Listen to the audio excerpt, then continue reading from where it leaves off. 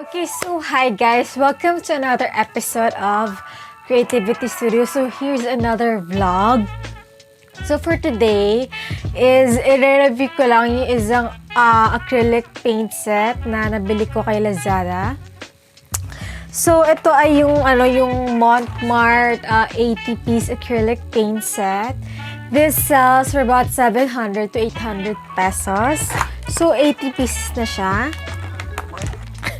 Wait lang. So, ito yun. Okay. So, ito yun. So, each paint color comes in 3.5 ml paint pots. So, viscous naman yung mga paint niya. And thick enough. Ayan. So, this set is perfect for beginners. Ayan. So, if you're just starting out with painting or acrylic painting, so this set is perfect for you, diba?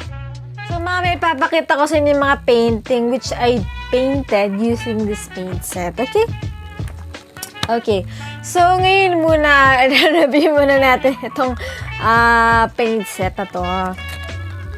So, yung comment ko lang is, if you're looking for the black color, wala siya dito. Wala siya sa paint set na to.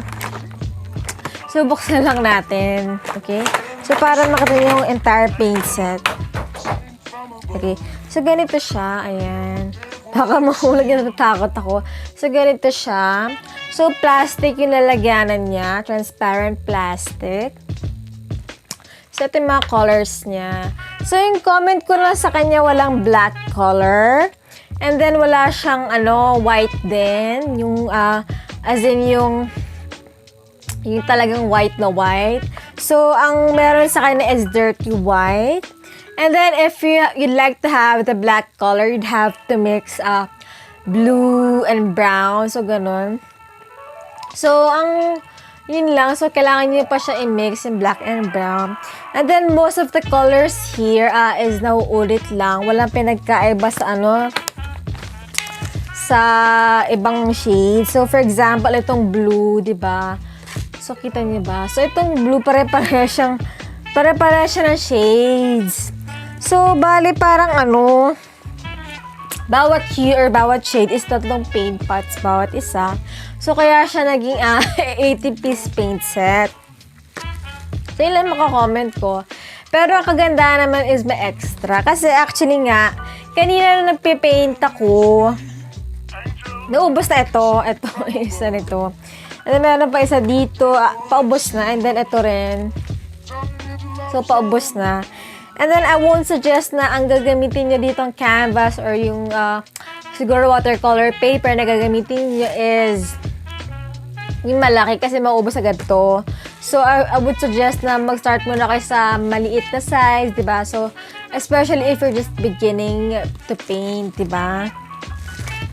Ayun. So, yun lang yung makakomment ko. And then, you can buy that sa Lazada. So, yan. So, this is not sponsored. This is not a sponsored video. This is merely an informational video review if you'd like to purchase one, diba? So, for example, you're a beginner painter, you'd like to get an affordable paint set. So, this is very affordable. So, for 700 pesos, you can get an 80-piece paint set, okay? But I'm warning you guys that most of the shades here, pare-parehas lang. So, ayun. So, yun. Pero marami ka ng colors na makukuha as in. Nahulog. Ayun, nahulog. Okay. So, yun. And then, ang comment ko lang is ang hirap niya tanggalin. Baka nahulog. Nakamatawan. So, ang hirap niya tanggalin kasi magkakadikit siya, oh. Ayan, magkakadikit siya. Ayoko naman putulin kasi baka mahirapan na ako ikunin bawat isa. So, ganyan siya. Pag kukunin niyo siya ng ganyan, di ba? Dito sa lalagyanan niya. Bawat ganyan. So, kukuha kayo ng ganyan. So, isa-isa ganyan. Okay? So, ewan ko kung patawag dito, bawat column or bawat row. So, ganyan siya. And then, ayoko buksan kasi matatapon, okay? So, may ano siya, may cover siya, okay? Para hindi siya mag-dry up yung paint. Ayun. And then, so, this will be a very short video.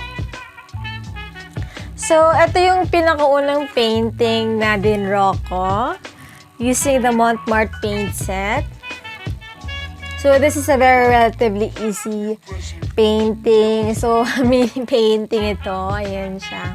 Ito niyo ba? Ayan. Diba? So, skyline. Yan. Sunset. Diba? So, very happy naman ako sa outcome niya. Ayan. So, yung ginamit ko lang dito na black is Sharpie. Kasi wala siyang black. And then, it's very hard to mix yung blue and brown niya. Kasi ang lumalabas pa rin is blue. Ang hirap makuha yung tamang proportion ng nung blue and brown to get the black color. So, ang ginamit ko lang is Sharpie. Yeah. So, ayan siya.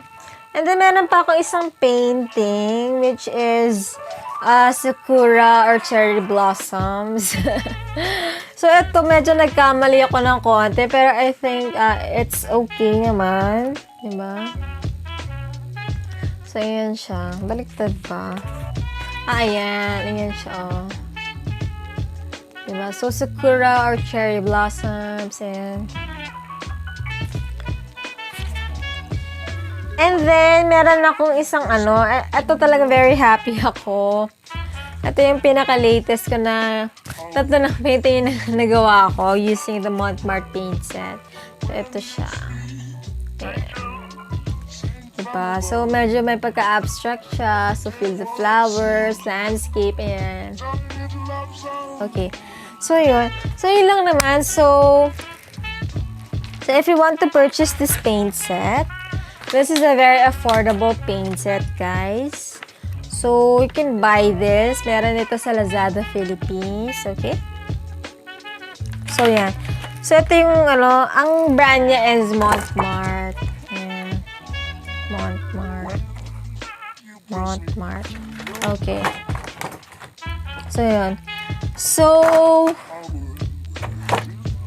yun lang naman. And I hope you like this video. Please give me your thoughts, guys.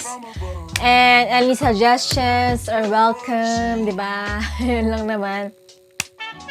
Please subscribe to my channel. And I'm Iuhan again. Bye-bye!